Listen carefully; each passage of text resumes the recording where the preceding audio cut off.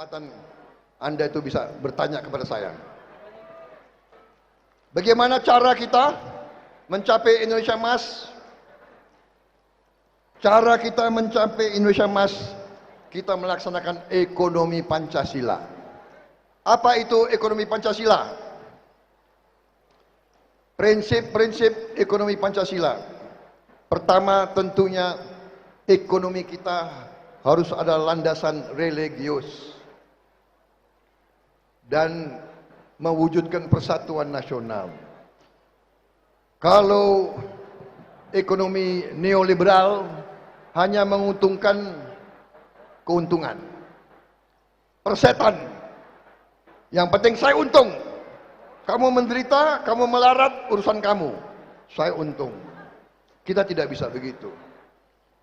Kita, seluruh rakyat Indonesia harus ikut menikmati keuntungan dari ekonomi kita. Ekonomi kita harus junjung tinggi kemanusiaan. Kalau ekonomi neolib, tidak ada urusan kemanusiaan. Sekali lagi, yang penting untung. Bahkan dalam sistem neolib kapitalisme itu mereka mengatakan apa? Greed is good. Keserakahan adalah baik. Serakah itu baik. Kita tidak bisa. Itu bertentangan dengan budaya kita. Kita tidak bisa mengizinkan keserakahan. Kalau saya hanya mikirin keuntungan, saya tebang aja pohon semua di tanah saya. Persetan anak cucu kita. Atau kita bikin pabrik, kita buang aja limbahnya ke sungai. Mati semua yang mandi di sungai. 3. Ekonomi yang berpihak pada kepentingan nasional. 4. Ekonomi yang egaliter dan kerakyatan. Dan 5. Ekonomi yang berkeadilan sosial. Ekonomi Pancasila mengambil yang terbaik dari kapitalisme dan yang terbaik dari sosialisme. Ini yang kita sebut jalan tengah. Saudara-saudara, bahkan tokoh-tokoh barat pun sudah mengakui bahwa ekonomi neolib tidak bisa membawa kesejahteraan untuk rakyat. Mereka sendiri mengakui. Saudara-saudara sekalian, saya sebut apa yang telah dijalankan oleh Presiden Joko Widodo adalah penerapan daripada ekonomi Pancasila. Jokowinomics, berpihak kepada rakyat kecil, membantu rakyat yang susah. Kartu Indonesia Sehat, Kartu Indonesia Pintar, Kartu Sembako, Program Keluarga Harapan, BLT Dana Desa. Dan sekarang ini saya sampaikan strategi kita yang saya sebut strategi transformasi bangsa. Kita harus melaksanakan 17 program prioritas. 17 yang disebut oleh rektor.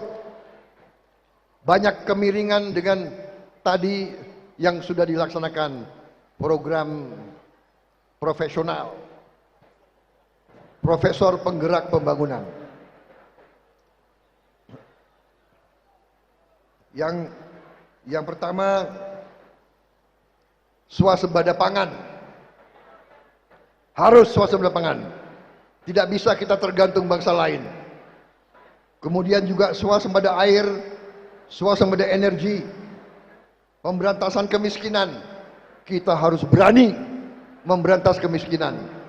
Kita harus berani untuk menghilangkan kemiskinan.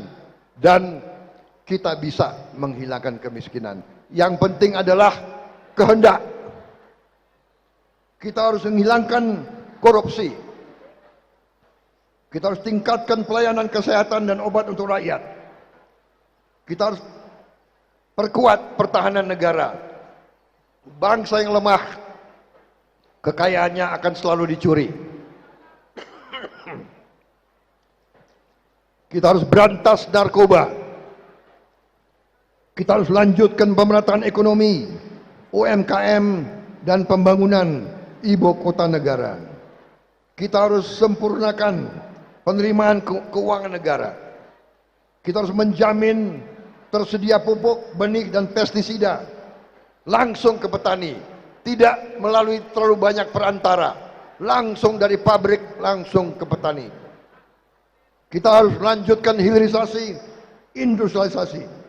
Kita harus menjamin rumah murah untuk masyarakat miskin, masyarakat desa, dan rakyat yang membutuhkan. Kita harus kuatkan pendidikan, sains dan teknologi, reformasi politik, hukum dan birokrasi, menjamin lingkungan hidup, melestarikan seni budaya kita sendiri, dan tingkatkan prestasi olahraga kita. Kita ingin sepak bola Indonesia tim nasional masuk Piala Dunia, insya Allah. Kemudian 17 program, 8 program yang saya sebut program hasil cepat. Membangun sekolah-sekolah unggul di setiap kabupaten. Memperbaiki sekolah-sekolah yang perlu direnovasi. Cetak, tingkatkan lumbung-lumbung pangan desa, daerah, dan lumbung pangan nasional. Lanjutkan Kartu Indonesia Sehat, Kartu Indonesia Pintar, Kartu Sembako, Kartu Prakerja, dan program Keluarga Harapan untuk menghilangkan kemiskinan absolut. Selenggarakan cek kesehatan gratis. Tiap warga negara harus 1 tahun sekali dicek kesehatannya tanpa dipungut bayaran. Berantas penyakit TBC dalam 5 tahun dan bangun rumah sakit berkualitas di setiap kabupaten. Melanjutkan pembangunan infrastruktur desa, BLT dana desa, menyediakan rumah murah untuk yang membutuhkan. Kemudian makan siang dan susu gratis di sekolah dan pesantren, serta bantuan gizi untuk anak balita dan ibu hamil. Ini untuk menghilangkan stunting. Ini untuk menghilangkan anak-anak kita tidak tumbuh dengan baik. Mendirikan badan penerimaan negara dan meningkatkan penerimaan negara. Yang terakhir, menaikkan gaji guru, aparatur sipil negara, anggota TNI, Polri, serta kepala desa dan perangkat desa.